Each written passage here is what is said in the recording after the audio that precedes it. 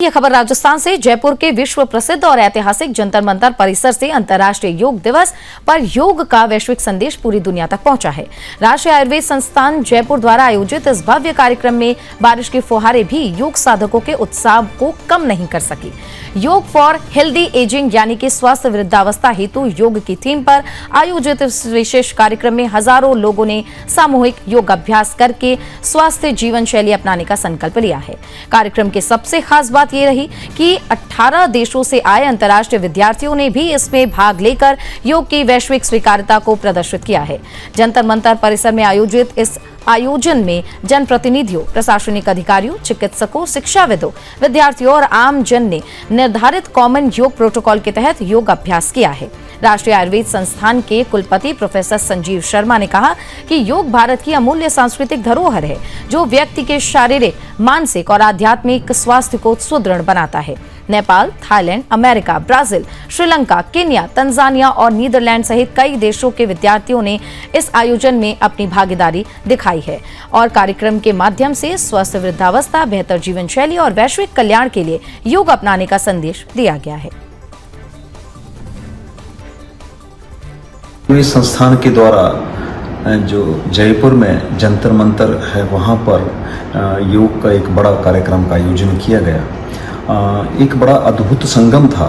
जंतर मंतर का स्थान, जो कि भारतीय ज्ञान, विज्ञान, कला, कौशल का एक बहुत महत्वपूर्ण प्रतीक है। वहाँ पर, उस स्थल पर जहाँ ब्रह्मांड के बारे में लोग जानते हैं, प्रत्येक छाया, प्रत्येक पत्थर वहाँ पर बोलता है, प्रत्येक शिला वहाँ पर बोलती है, प्रत्येक चिन्ह वहाँ पर काल की गणना करता है और ब्रह्मांड के बारे में जानते हैं। वहीं पर योग के माध्यम से जो हमारा अंदर एक ब्रह्मांड है, उसको हमने जानने का प्रयास किया और वहाँ पर योग का एक कार्यक्रम हमने आयोजित किया।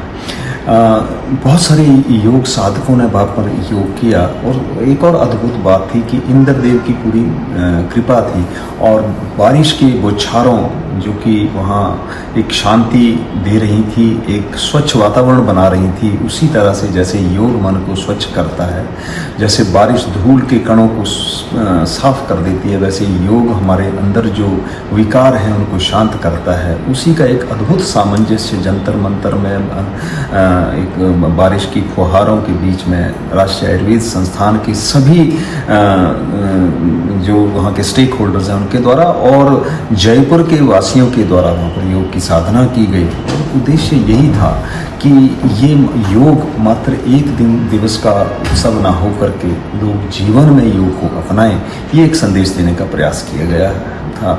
और इसमें ये भी महत्वपूर्ण है कि इस वर्ष का जो योग का थीम भारत सरकार की तरफ से पूरे विश्व को दिया गया है कि योग स्वस्थ आयु के लिए, योगा फॉर हेल्दी एजिंग, क्योंकि ये जीवन की यात्रा पहले श्वास से अंतिम श्वास तक की है और पहले श्वास से लेकर के अंतिम श्वास तक योग के साथ जोड़ना, स्वास्थ्य के साथ जोड़ना, प्रकृति के साथ जोड़ना और अपने अंदर आत्मबोध पैदा करना। क्योंकि विश्व को जानने की, ब्रह्मांड को जानने की तो हम बहुत प्रयास करते हैं, लेकिन अपने अंदर झांकने की, अपने आप को अंदर से जोड़ने की प्रयास कम होते हैं। उसी दिशा में ये कार्यक्रम था और ये संदेश है कि हमारी जो एजिंग हो रही है, हम जैसे से बड़े हो रहे हैं, हमारा बुढ़ापा जो आगे भविष्य में है, ये जो वृद्धावस्था में लोग हैं, वो वृद्धावस्था दवाइयों से युक्त ना हो करके स्वास्थ्य से युक्त हो, गतिविधियों से युक्त हो, स्वतंत्र हो और प्रसन्न हो। यही हमारा उद्देश्य है और यही योग का एक मुख्य लाभ भी है। तो मैं पुनः आप सबको बहुत बहुत बधाई और शुभकामनाएं देता हूँ। आज अंतर्राष्ट्रीय योग दिवस है और इस अवसर पर राष्ट्रीय आयुर्वेद संस्थान ने एक बड़े कार्यक्रम का आयोजन किया। बड़ी संख्या में वैद्य, डॉक्टर और विद्यार्थी उपस्थित थे। भारतीय योग परंपरा अंतर्राष्ट्रीय योग दिवस के कारण विशेष रूप से विश्व प्रसिद्ध हुई।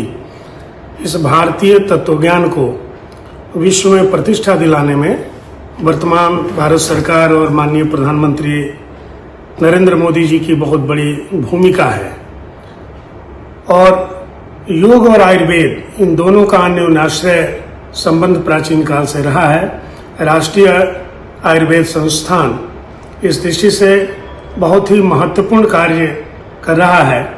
इसके माननीय कुलपति प्रोफेसर संजय शर्मा जी से बात करने के बाद लगा कि इस संस्थान को श्रेष्ठ बनाने में उनके पास बहुत सारे विचार बिंदु हैं जिनको क्रियान्वित करने के लिए लगातार प्रयास कर रहे हैं।